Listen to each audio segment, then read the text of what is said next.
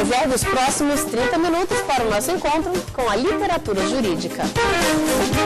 No programa de hoje você vai conhecer a Biblioteca Pública Machado de Assis, que fica na cidade de Taguatinga, no Distrito Federal. No encontro com o autor, você acompanha uma conversa com o mestre em Direito Público e presidente do Instituto de Direito Administrativo do Distrito Federal, Flávio Henrique Nunes Pereira. Ele vem ao programa para falar sobre sua obra, Sanções Disciplinares, o alcance do controle jurisdicional. E no Ex Libris você vai saber quais são as obras preferidas do reitor da Universidade de Brasília, José Geraldo de Souza Júnior. Fique com a gente porque o Iluminuras já está começando.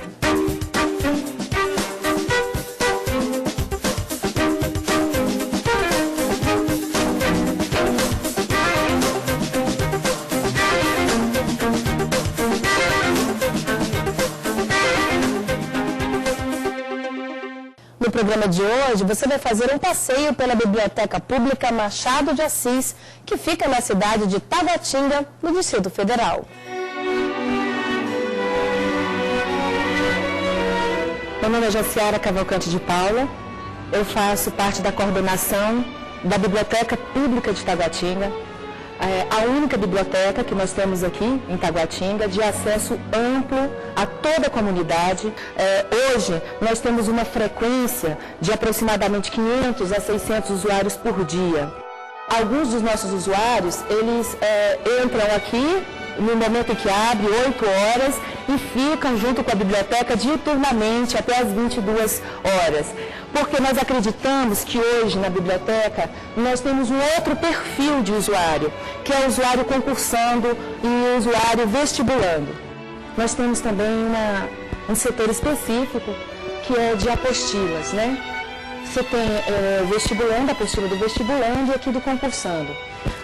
São apostilas que são doações feitas pela comunidade, pessoas que estudaram o seu concurso, fizeram o seu concurso, passaram, a gente sempre torce para que passem, né? Mas às vezes trocam o concurso e vêm e doam sua apostila.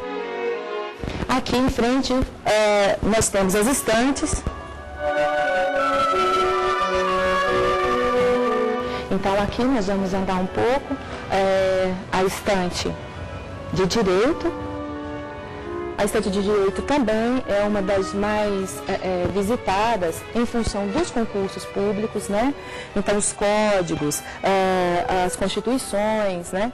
A gente sobrevive aqui na Biblioteca de Doação, a gente espera que venham mais doações aí atualizadas para nós, mas é uma das estantes também bem frequentadas, a estante de Direito. É toda essa estante aqui. Nós temos aqui 35 mil livros, são estantes de livros diversificados, né, à disposição do nosso usuário.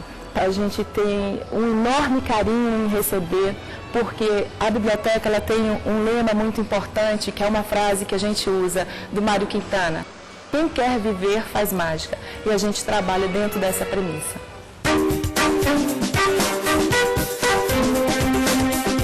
Hoje, no encontro com o autor, eu vou conversar com o mestre em Direito Público pela UFMG e presidente do Instituto de Direito Administrativo do Distrito Federal, Flávio Henrique Nunes Pereira. Ele está aqui para falar sobre sua obra, Sanções Disciplinares, o alcance do controle jurisdicional. Olá, Flávio, obrigada pela sua presença. Muito obrigado, eu que agradeço o convite. É uma honra estar aqui. Obrigada. Flávio, por que você resolveu escrever sobre o processo administrativo disciplinar?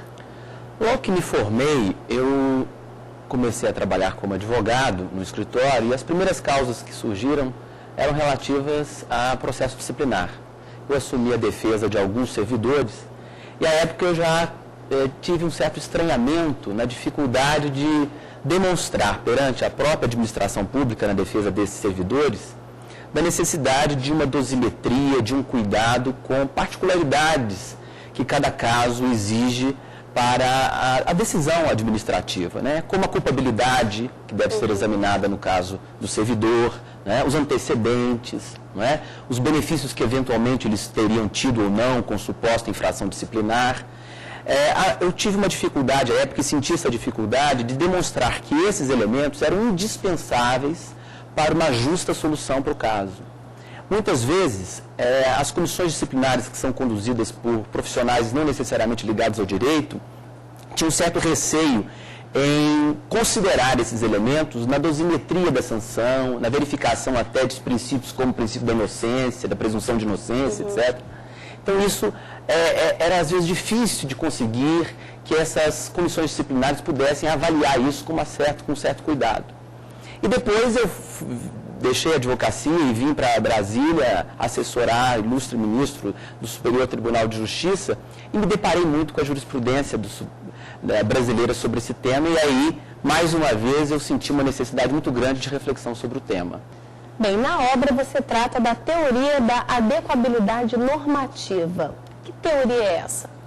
Numa pesquisa, esse livro é o resultado da minha dissertação de mestrado, então eu utilizei como marco teórico a teoria da adequabilidade normativa, de um autor alemão, Klaus Ginter, que trabalha muito com a interpretação normativa, né? Ele apresenta dois momentos que se deve levar em conta no momento de aplicação da norma. O momento de justificação ou de elaboração normativa e o momento de aplicação.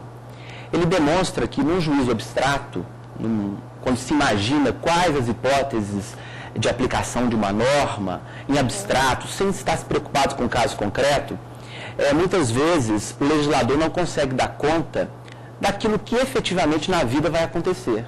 Então, se num primeiro momento é muito natural imaginar que determinado princípio é válido, como vamos imaginar a não mentir como uma norma correta, válida, às vezes num caso concreto vai pesar mais o não delatar ao invés do não mentir, né? E naquele caso você deixa de dar uma aplicação ao não mentir para dar aplicação ao não delatar, que seria um outro também válido princípio. Então, ele mostra que no juízo concreto de aplicação, muitas vezes você tem que buscar, a partir das peculiaridades do caso, a norma adequada, sem necessariamente trabalhar com invalidade de outras normas.